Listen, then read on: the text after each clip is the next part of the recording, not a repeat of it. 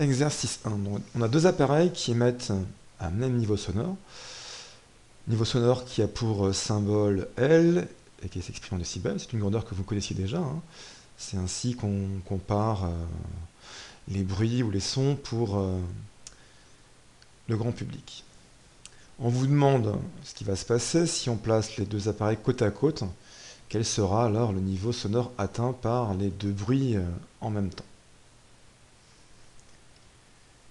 Alors, on a vu en cours une formule qui relie le niveau sonore, L, à l'intensité sonore.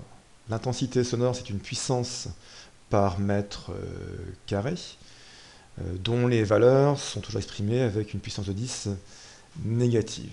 Donc pour le grand public, cette valeur est tout sauf simple à lire. Ces deux grandeurs L et I sont reliées par cette relation qui fait apparaître le logarithme décimal, donc une fonction que vous verrez plus tard en long et en large en mathématiques. Alors comment trouver le 3? La solution qui pourrait paraître simple, c'est de vouloir ajouter L1 et L2.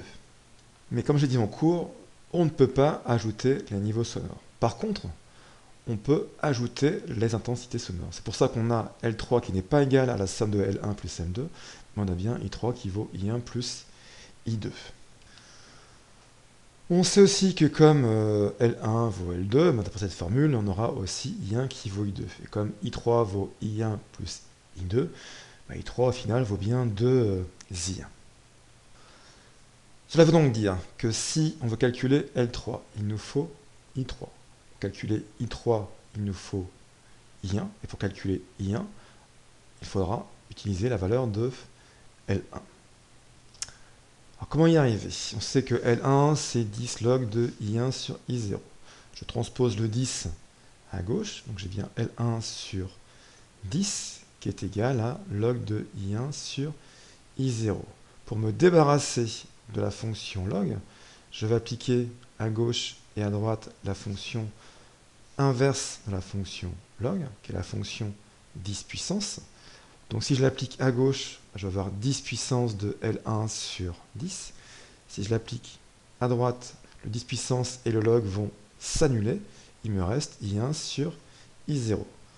Ensuite, je transpose le I0 à gauche. Après, j'inverse la relation. Donc j'ai bien I1 qui vaut donc I0 fois 10 puissance L sur 10. I0, c'est 10 moins 12. L1, 45. 45 sur 10, ça me fait bien 4,5.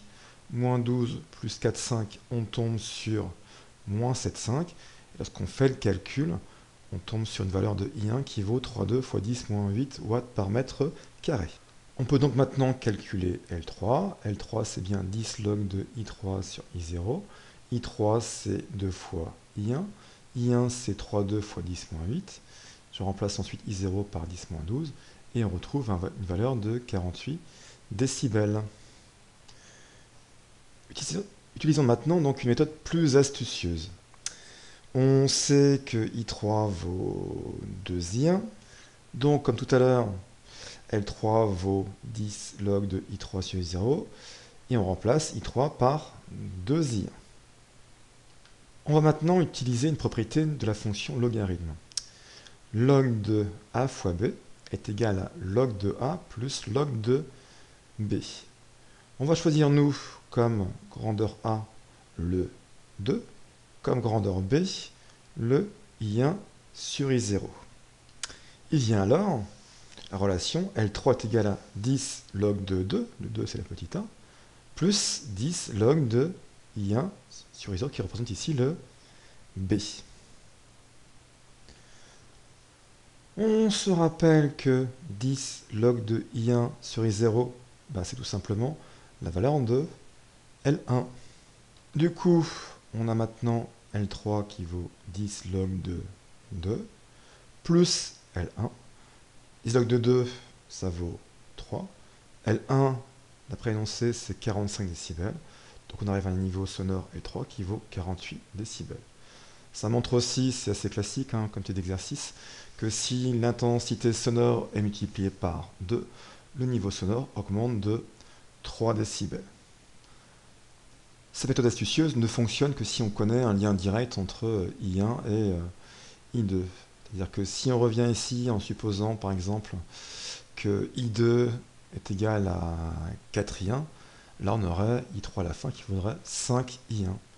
Et ici, à la place d'avoir un 2, on aurait un 5. S'il n'y a pas de lien direct ou de lien visible entre I1 et I2, il faut repasser par la méthode un peu plus compliquée, mais méthode classique qui fonctionne bien aussi.